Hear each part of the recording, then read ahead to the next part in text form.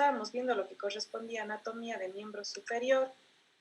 Tenemos entonces, como les había dicho, repito nuevamente para grabar Emilia, el plexo braquial deriva de las raíces C7, C8 y T1. Sin embargo, tenemos unas ramas que pueden venir de C4.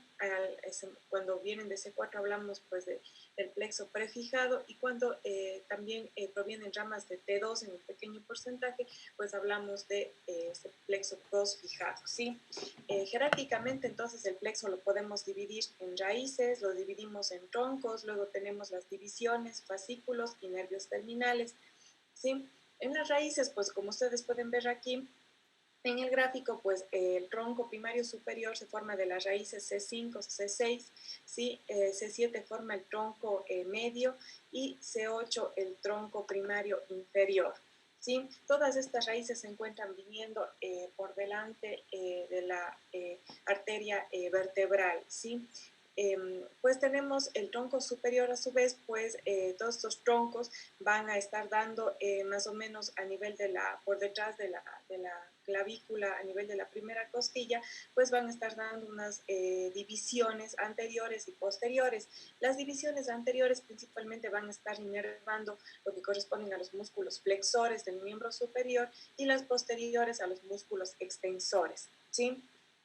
Como ustedes pueden ver igual aquí, las ramas anteriores de C5, las ramas anteriores de C7, pues principalmente están formando el fascículo lateral, ¿sí? El posterior se forma de todas las divisiones posteriores de los troncos superior, medio e inferior, y el fascículo medial pues deriva de de la división anterior del tronco primario inferior, ¿sí? El lateral principalmente, como ustedes pueden ver, ya en los nervios terminales, pues va a dar lugar al músculo cutáneo, ¿sí? Junto con el fascículo medial, pues al nervio mediano, ¿sí? Y el fascículo medial, pues da también lugar al nervio cubital, y el fascículo posterior, pues va a dar lugar al nervio axilar y al nervio radial. Solamente para que ustedes recuerden, en anatomía a lo mejor si lo vieron, pues ahora es importante que lo volvamos a recordar, porque los bloqueos pues lo vamos a poder hacer a este nivel dependiendo del tipo de cirugía, ¿sí? A nivel de las raíces, ¿sí? Podemos encontrarlo con el bloqueo supraclavicular a nivel de sus divisiones, y también podemos bloquear ya en los nervios terminales, dependiendo del tipo de cirugía, pues tendrán sus indicaciones. ¿Sí? Ahora, ¿cómo nosotros podemos, qué técnicas podemos utilizar para localizar estas estructuras nerviosas? ¿Sí? Porque bien podemos nosotros por anatomía decir, ubicar el punto de punción, sin embargo necesitamos guiarnos por ciertos aspectos. Por ejemplo, y sobre todo ya hace varios años, principalmente la localización se hacía a través de una aguja, en donde mediante la punción, pues a través de los respuestas motoras como chasquidos faciales o las parestesias que podía sentir el paciente al puncionar el nervio, o la inyección a través de transarterial de un vaso, pues nos podía indicar que estamos cerca de los troncos nerviosos, y ahí pues inyectar el anestésico local.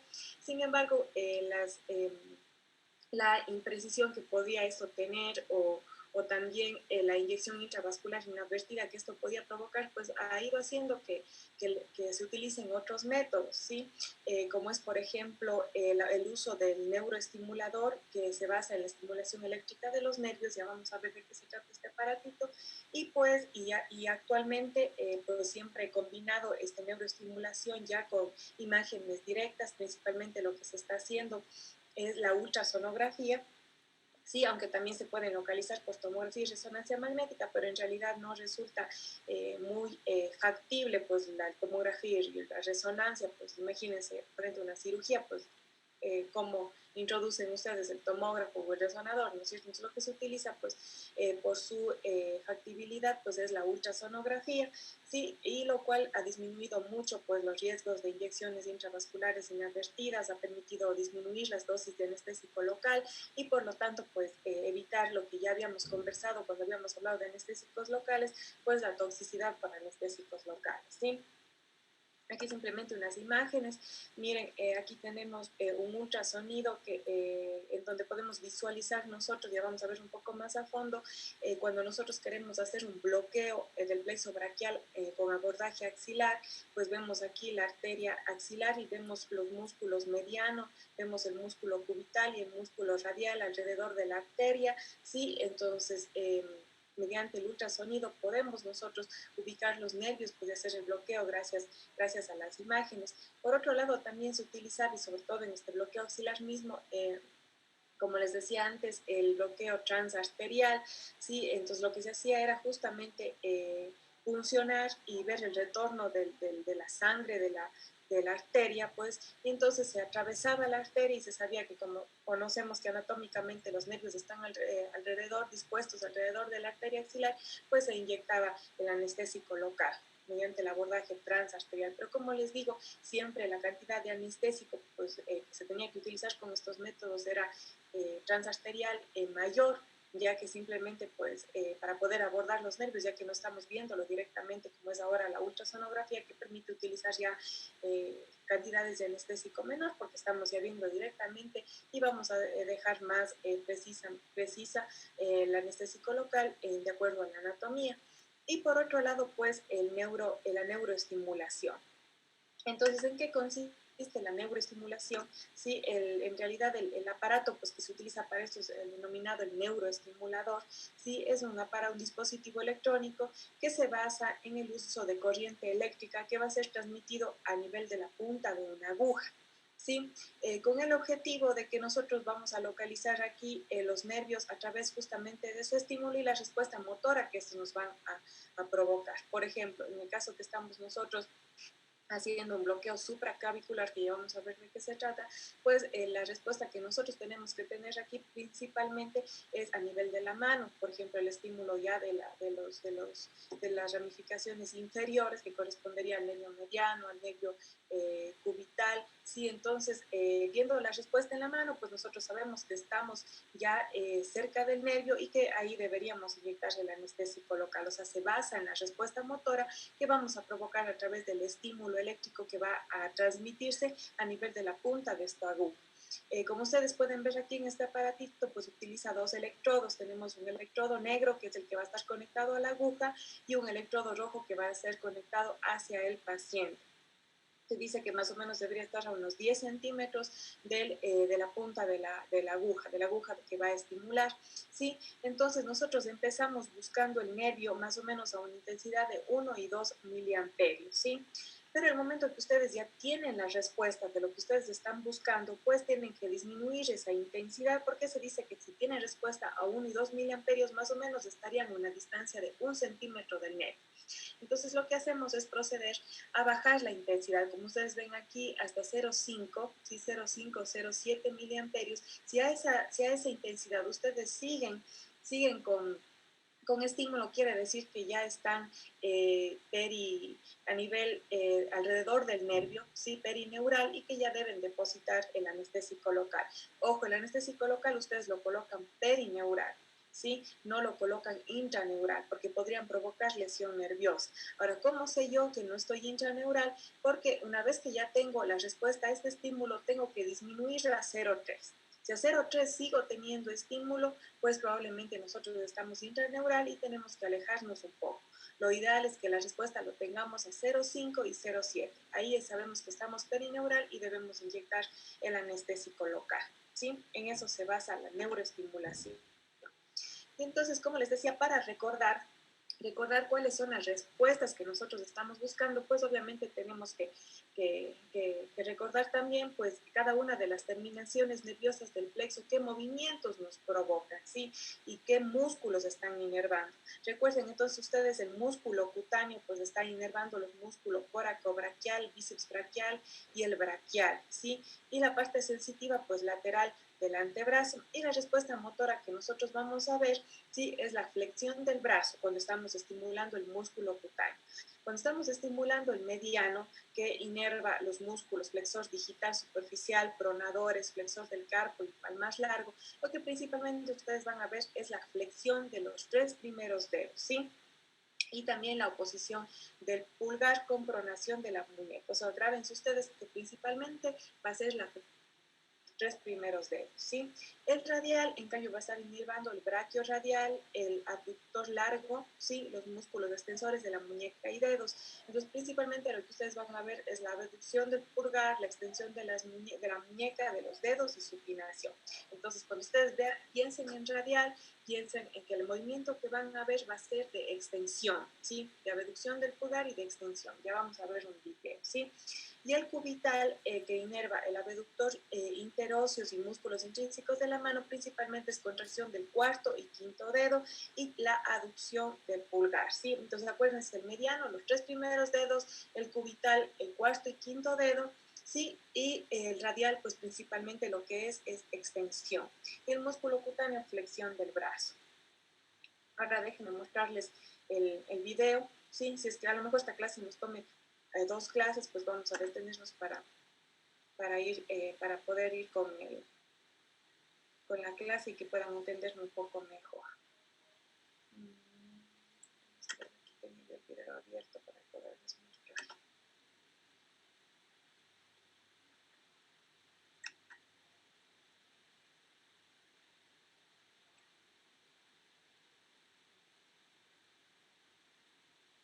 Entonces, hasta que se habla, pues nuevamente les repito cuál es el objetivo de ver este video. Pues que justamente la neuroestimulación se basa en que nosotros vamos a observar, a localizar el medio mediante la respuesta motora que observemos frente a la estimulación de ellos. ¿Sí? ¿Sí?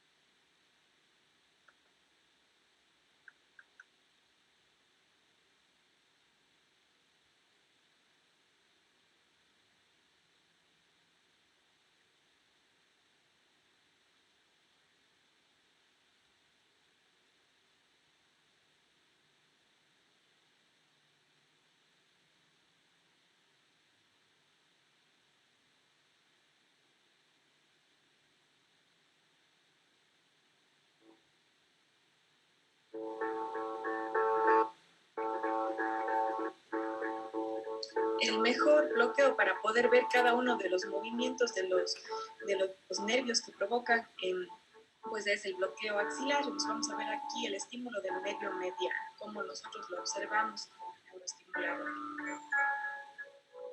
Ahí estamos haciendo un bloqueo axilar. Entonces, miren el movimiento de la mano, sobre todo de los tres primeros dedos, miren cómo se encuentra, es flexión principalmente el estímulo del medio mediano. Miren, está 0,6 miliamperios el estímulo y procedemos a administrar el anestésico local. Ahora vamos a ver la respuesta a la estimulación del nervio músculo cutáneo, que era la flexión del antebrazo principalmente. Vamos a ver, el músculo cutáneo siempre lo encontramos, cuando vamos a ver la anatomía, siempre lo encontramos alejado a la arteria axilar. En principio, la flexión de todo el antebrazo, si bien en la flexión del antebrazo, procedemos a la inyección del anestésico local. Enseguida que inyectamos el anestésico, pues se pierde ya la respuesta, ¿sí? Ahora vemos la estimulación del nervio cubital. Decíamos que principalmente era la flexión del cuarto y quinto dedo, ¿sí? Estamos buscando el nervio. Y principalmente vamos a ver flexión del cuarto y quinto dedo con el nervio cubital y procedemos igual a la administración del anestésico local. Más o menos como indica el video, ya vamos a ver cuando vamos a bloqueo auxiliar, pues así 5 o 7 ml cada nervio vamos bloqueando. Cuando hacemos por ecografía podemos incluso inyectar menor cantidad de anestésico local. Y por último, pues Vamos a ver el nervio radial. Acuérdense que principalmente la respuesta a la estimulación del nervio radial va a ser extensión.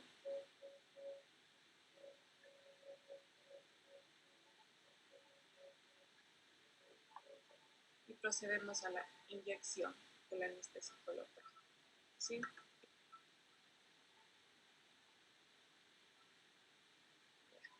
Vamos a seguir, entonces parece que nos va a coger nuevamente el tiempo. Vamos a conectarnos, si es que se nos acaba nuevamente, con el mismo link, por favor. Mira, entonces, que quede claro, pues el músculo cutáneo principalmente, como les decía, es la flexión, ¿sí? Del brazo, el mediano, pues la flexión de los tres primeros dedos, el radial principalmente es extensión, ¿sí? Del carpo, de la muñeca, y el cubital principalmente contracción del cuarto y quinto dedo, ¿sí?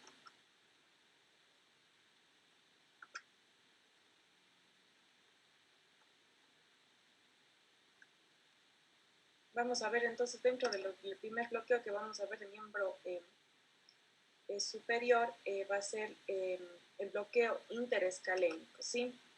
Entonces vamos a ir desde proximal a distal, ¿sí? El bloqueo interescalénico, pues principalmente las indicaciones lo vamos a hacer es para cirugías que comprenden de hombro y tercio proximal de brazo, ¿sí? Entonces, en la anatomía, pues en qué reparos anatómicos nosotros nos vamos a basar para realizar la punción, pues principalmente es en el surco interescalénico, por eso se denomina el bloqueo interescalénico, en donde a este nivel de este surco, pues vamos a encontrar las raíces del plexo braquial, ¿sí?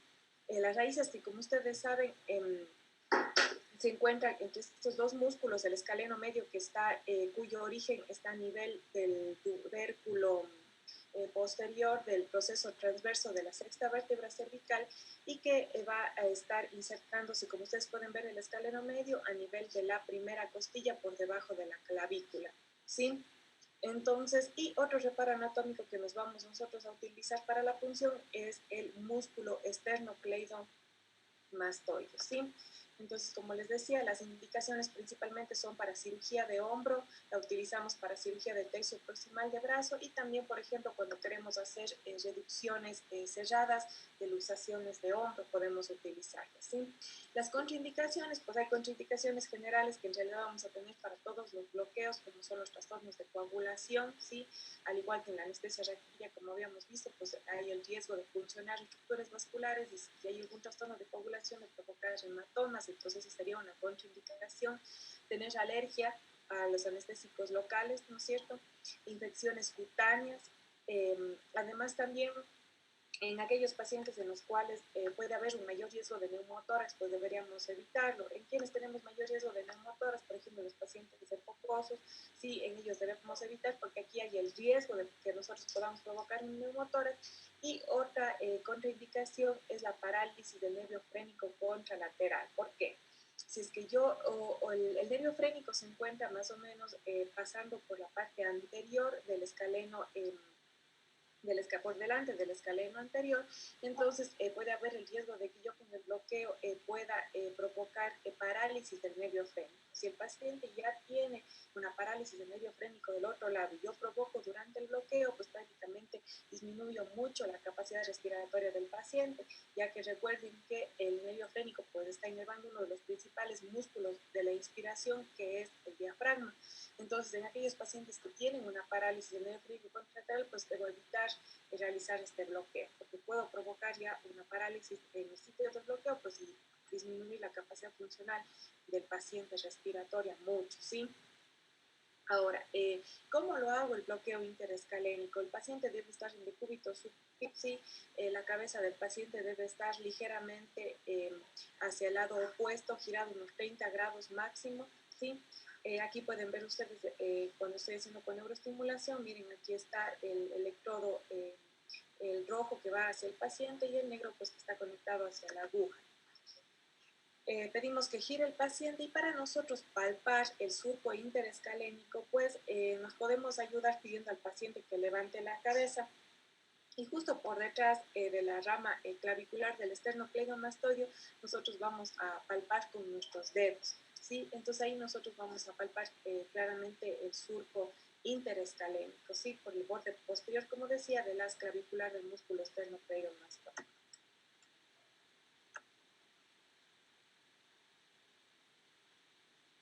Ya, entonces una vez que palpamos el surco, pues tenemos nosotros que ubicarnos a nivel del cartílago cricoides. A nivel del cartílago cricoide, nosotros vamos a trazar una línea, ¿sí? Una línea que pase por el cartílago cricoides perpendicular al borde posterior del esternocleidomastoide. Entonces, en este punto donde cruzan estas dos estructuras, pues vamos nosotros a realizar la punción. Vamos a realizar la punción.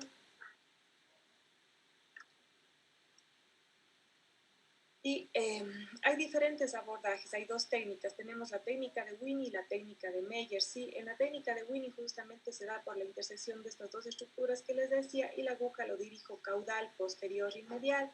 Hay otra técnica que es la de Meyer, que también se suele hacer, que es más o menos a 1 centímetro de este punto a 1 centímetro lateral y hacia arriba. Pero ahí tengo que dirigir la aguja prácticamente paralela a la vaina del plexo, es decir, la dirección sería caudal, posterior y sería lateral.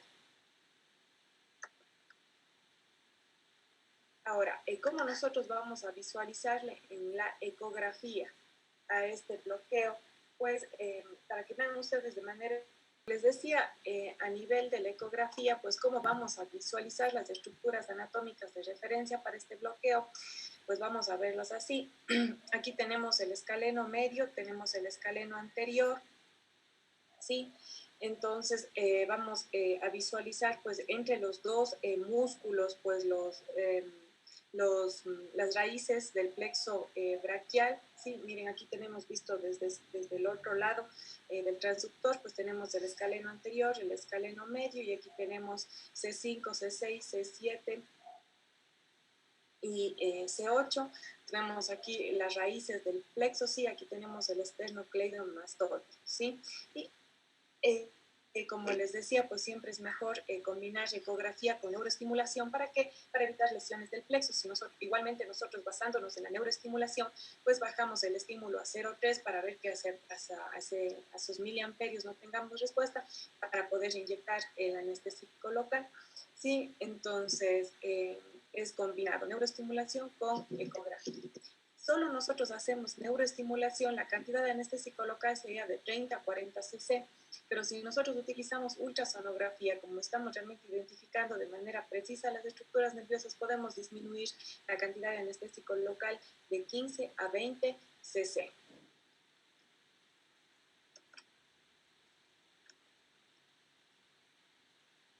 Ya. ¿Cuál es la respuesta que nosotros vamos a esperar encontrar cuando estemos haciendo el bloqueo interescalénico? Pues va a ser principalmente el movimiento del deltoides, ¿sí? Flexión del codo y extensión del codo, como ustedes ven aquí más o menos en esta imagen, ¿sí?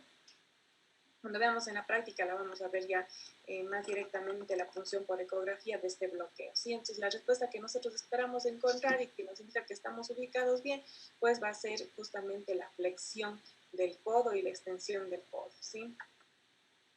Ahora, ¿cuáles son las complicaciones que podríamos tener con este bloqueo?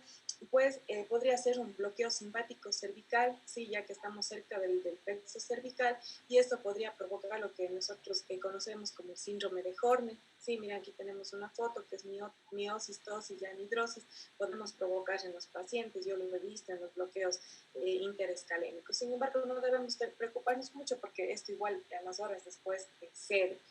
Tenemos el bloqueo del nervio laríngeo recurrente, podríamos provocar, y una de las complicaciones podría ser disfonía en el paciente. El bloqueo del frénico, que como les había dicho, se encuentra a la cercanía del escaleno anterior, pasando delante, entonces podríamos provocar esto, ¿sí? Inyección subaracnoidea, ¿sí? Acuérdense también que estamos cerca, pues, de las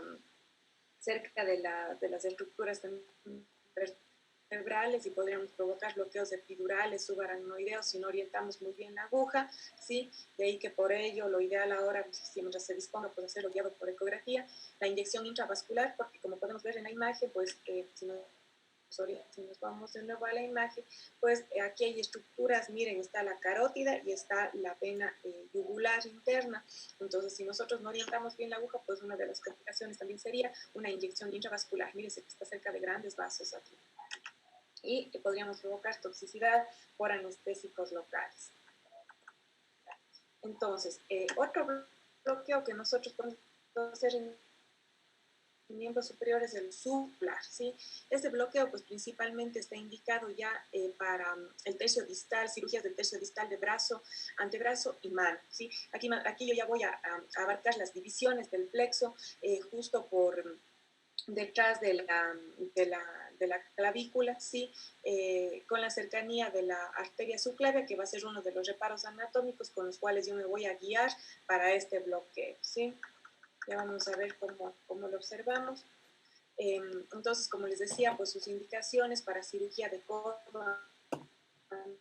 de brazo, mano y tercio inferior de brazo. Hemos visto en el bloqueo interescalénico que son trastornos de coagulación, alergia, infecciones cutáneas y otra contraindicación pues en aquellos pacientes en los cuales hayan tenido una neumonectomía, es decir, que haya sido extirpados el pulmón, por ejemplo, un tumor, etcétera, porque si yo hago el bloqueo, por ejemplo, del otro lado, puedo igualmente bloquear el nervio frénico, puedo provocar un neumotórax,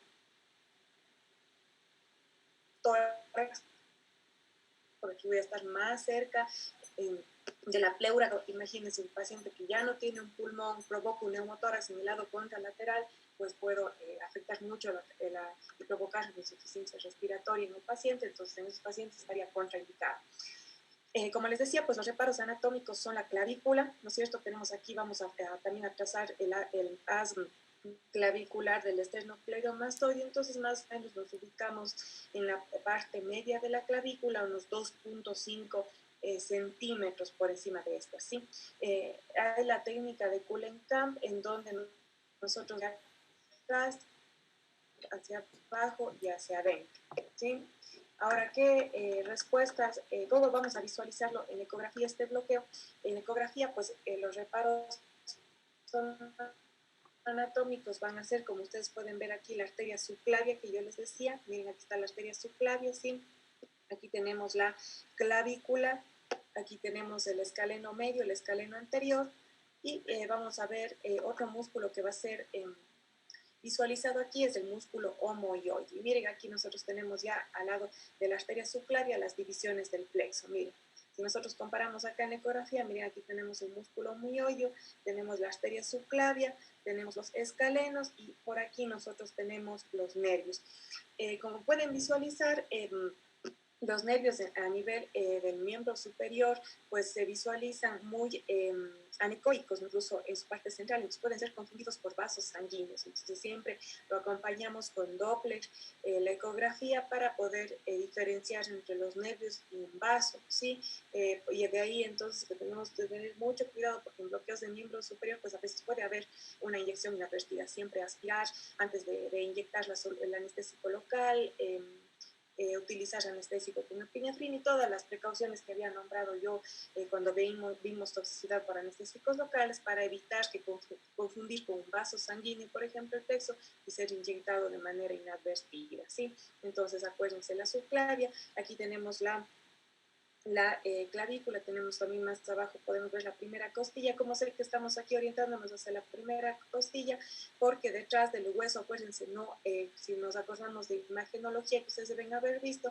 pues detrás del hueso no pasan las ondas, los ecos del transductor, entonces vemos nosotros aquí prácticamente anecoico, negro, ¿no es cierto? Y aquí vemos el hueso más hiperecogénico, ¿sí ven? Entonces sabemos que estamos ahí. Y miren aquí, vemos también la pleura, que la podemos visualizar acá. Entonces el riesgo que yo les decía, estamos muy cerca del pulmón, entonces una de las complicaciones que podríamos provocar pues es el neumotórax. Cuando nosotros hacemos solo con neuroestimulación, el volumen del anestésico local que vamos a depositar es de 30 a 40 cc, mientras que cuando hacemos con ultrasonografía podemos disminuir entre 25 a 30 cc de anestésico local. ¿Y qué respuesta vamos nosotros a buscar con el bloqueo supraclavicular? Principalmente la respuesta a nivel de la mano, ¿sí? Del nervio mediano, sea la flexión, del nervio cubital o radial, que sea la extensión. Si nosotros encontramos movimiento de la mano, pues esa va a ser la respuesta que nosotros queremos encontrar, ya que estamos ya a nivel de las divisiones del plexo, ¿sí? Y ahí inyectamos el anestésico local. Ahora, ¿cuál es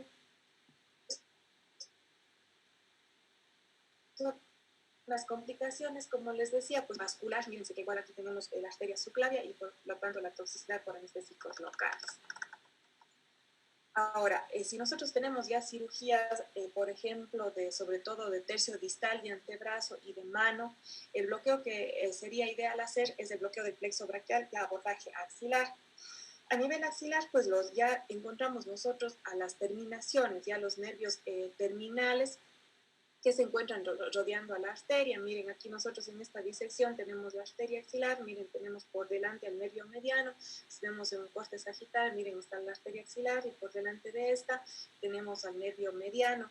Por fuera tenemos el músculo cutáneo y por debajo de la arteria pues encontramos al nervio radial y tenemos al nervio cubital. Miren, por debajo de la arteria tenemos al radial y tenemos al nervio cubital. ¿Cuáles son las indicaciones? Entonces, como les repito nuevamente, para cirugía de antebrazo y mano, lo hacemos las contraindicaciones igualmente para trastornos de coagulación, son los generales, trastornos de coagulación, alergias e infecciones cutáneas, son para cirugía de antebrazo y mano.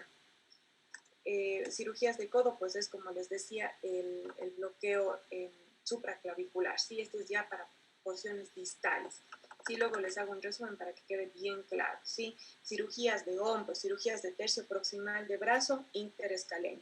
Tercio distal de brazo, antebrazo y mano, el supraclavicular. Y ya más distal, para antebrazo, tercio distal y mano, tenemos el abordaje axilar, porque ya abarcamos ya los nervios terminales, ¿sí?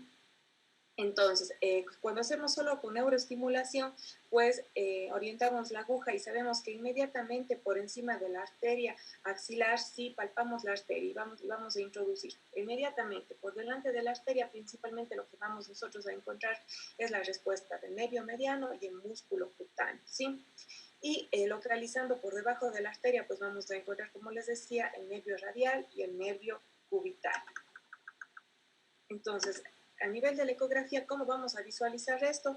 Pues tenemos aquí la arteria axilar, tenemos, miren, aquí tenemos el nervio mediano, acá tenemos por debajo el cubital, el radial, y alejado por fuera de este tenemos el músculo cutáneo. Miren, aquí tenemos el músculo cutáneo y aquí estamos con el músculo cutáneo, ¿sí? El músculo cutáneo lo vamos a visualizar a manera de un cometa que se llama, ¿sí? Por fuera de la arteria axilar. Miren, aquí está la arteria axilar, tipo anecoica en su centro, como lo podemos ver, y tenemos el nervio mediano, tenemos el nervio radial y tenemos el nervio cubital, ¿sí? Ahora, ¿qué respuestas vamos nosotros a encontrar con la estimulación del nervio? Me va a hacer acuerdo, vamos a ver, Gustavo. Sí. Gustavo, cuando estamos estimulando el nervio mediano, ¿qué respuesta esperamos encontrar en la mano? Tiene que darse la flexión del primero y segundo y tercer dedo. Ya, principalmente es la flexión del primero, segundo y tercer dedo, ¿no es cierto? Y la abducción del dedo pulgar, ¿sí? Ahora, nosotros estos nervios también podemos encontrarlos de manera más periférica. Por ejemplo, podemos bloquearlos a nivel del codo y a nivel incluso de la muñeca, ¿sí? Entonces, por ejemplo, a nivel del codo podemos encontrarlo al nervio mediano entre el borde interno del tendón del bíceps y el epicóndilo medial del húmero, ¿sí? Más o menos a 3 centímetros del codo. Y a nivel palmar entre los tendones palmar mayor y palmar menor. Ahí podemos encontrar al nervio mediano. ¿Sí? Si hablamos del nervio radial, pues a nivel del codo, pues lo vamos a encontrar por fuera del tendón del bíceps, más o menos a unos 2 centímetros, ¿sí? Y a nivel de la muñeca, en la que nosotros conocemos como la tabaquera anatómica, y vamos a infiltrar a lo largo del extensor largo del dedo pulgar. vamos a ver con Alberto Álvarez, ¿cuáles son los movimientos que esperamos encontrar del nervio radial al estimular el nervio radial? Principalmente la extensión del carpo. Ya, exactamente, principalmente la extensión del carpo, la extensión de la muñeca, de los dedos, ¿sí? Acuérdense, radial siempre extensión. El nervio cubital, pues, lo encontramos entre el cóndilo medial del húmero y el olecrano. ¿Quién no se ha golpeado aquí en el codo? Qué feo que es ese dolor, ¿no es cierto? Es justamente porque ahí le estamos golpeando al nervio cubital que se encuentra entre el cóndilo medial del húmero, ¿no es cierto?, y el olecrano. Entonces, más o menos la cantidad de anestésico local que vamos a utilizar para estos bloqueos periféricos es entre 5 ml. Incluso aquí, en este bloqueo, como el nervio está muy superficial, incluso con 3 ml podemos bloquear al nervio cubital, ¿sí? Ya más distalmente, cuando se trata, por ejemplo, cirugías, por ejemplo, solamente de un dedo, pues no vamos a bloquearle al paciente toda la mano, pues no sería necesario. Entonces podemos hacer ya bloqueos más distales, que sería el bloqueo digital. Y como ustedes recuerden, pues el nervio radial y el nervio cubital están dando las ramas digitales dorsales a nivel de la mano, y el mediano y cubital unas 2 ramas palmares que van a estar a cada lado de los dedos, ¿sí? Entonces, vamos a ver cómo vamos a realizar el bloqueo. Pues vamos a introducir una aguja, ¿sí? A cada lado de los bordes laterales de la falange, ¿sí?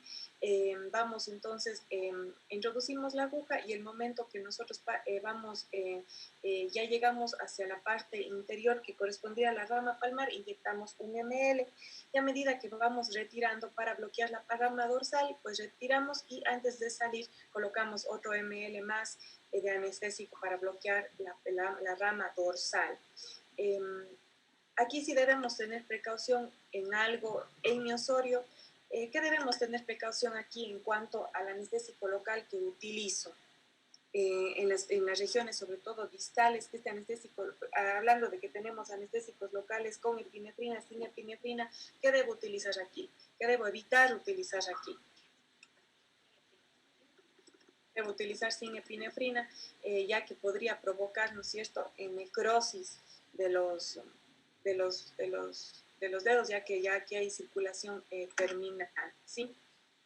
Ya, eso en cuanto a los bloqueos de miembro superior. Sí.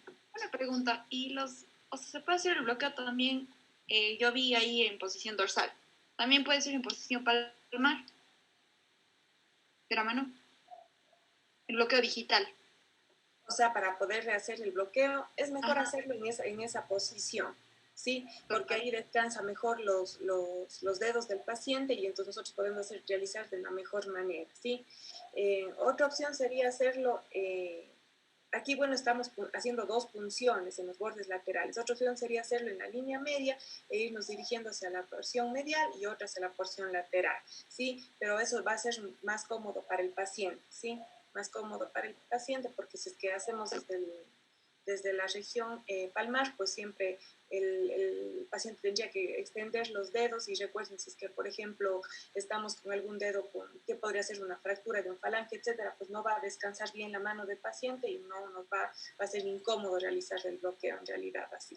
Así descansa la mano del paciente, pues es mejor, es más cómodo para el paciente, y para nosotros nuestra mejor precisión hacerlo en esa posición.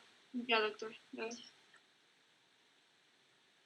En cuanto al bloqueo de miembro inferior, pues nos compete revisar bloqueos que podemos realizarlo en algunos nervios provenientes del plexo sacro y del plexo lumbar, ¿sí? Y dentro de esto principalmente vamos a ver el bloqueo del nervio ciático, ¿sí? Este gran nervio ciático, como ustedes pueden ver, está derivando de L4, L5, S1, S2 y S3, ¿sí? Ahora, a este nervio ciático, ¿dónde lo podemos abordar? Hay bloqueos a nivel glúteo que podemos abordarle, como es el bloqueo del nervio ciático posterior, que lo hacemos generalmente para analgesia o anestesia de cirugía de rodilla, muslo, ¿sí? Y de planta de pie y dorso, ¿sí? ¿Cómo nosotros nos vamos a ubicar? Pues vamos a trazar 2 líneas, una que vaya del trocánter mayor a la espina ilíaca posterior superior y otra del trocánter mayor al hiato sacro, Entonces, a nivel de la línea media, que trazamos del trocánter menor a la espina ilíaca posterior-superior, pues trazamos otra línea dirigida hacia la otra que va del trocánter mayor al hiato sacro, y ahí vamos a realizar nuestra punción, ¿sí? Otro abordaje que podemos hacer para localizar el nervio ciático es a nivel de la fosa poplitea. ¿Sí? Generalmente lo utilizamos para analgesia de cirugía de pie, trazando un triángulo cuya base va a estar atravesando los epicóndilos medial y lateral de la epicóndilo medial lateral del fémur, y hacia arriba, pues limitados en su parte medial por el bíceps femoral y en su parte lateral por el semitendinoso. Entonces nosotros trazamos una línea desde la mitad de la base de este triángulo hacia arriba. Entonces vamos a hacer más o menos en el vértice de este triángulo, puede ser 1 centímetro lateral, el sitio de punción en donde podemos bloquear el nervio ciático, ¿sí? Otro nervio, pues que lo vamos a bloquear también para otro tipo de cirugías de pie, es el nervio femoral, ¿sí? El nervio femoral que proviene, como ustedes saben, del plexo lumbar a nivel de las raíces L2, L3 y L4, ¿sí? Entonces, ¿cómo lo vamos a encontrar? Pues, como les decía, pues generalmente es para analgesia postoperatoria de cadera y cirugía de rodilla, ¿sí? Y podemos utilizarle como complemento del bloqueo del nervio ciático. Entonces nosotros tenemos aquí, por ejemplo, nos guiamos a través de la vena, de la arteria y del nervio que se encuentran por debajo del ligamento inguinal. Entonces nosotros más o menos nos ubicamos desde la arteria a 1 centímetro por fuera y a unos 2.5 centímetros por debajo del ligamento inguinal. Ahí nosotros vamos a encontrar el nervio y procedemos al bloqueo, ¿sí? Y el bloqueo de los dedos del pie, pues principalmente lo vamos a hacer a través de la infiltración de 2 a 4 ml a cada lado de la cabeza metatarsiana, ¿sí? Para en caso de que se trate de bloqueos periféricos del dedo del pie. Como les decía, pues más nos centramos detalladamente en los bloqueos del miembro superior, ya que son los que más frecuentes se lo hace, ya que a veces se prefiere, con más frecuencia se ha visto, el bloqueo raquídeo y peridural para lo que corresponde a miembro inferior, ¿sí? Tal vez tienen alguna otra pregunta, sino para proceder con las prácticas con el otro grupo.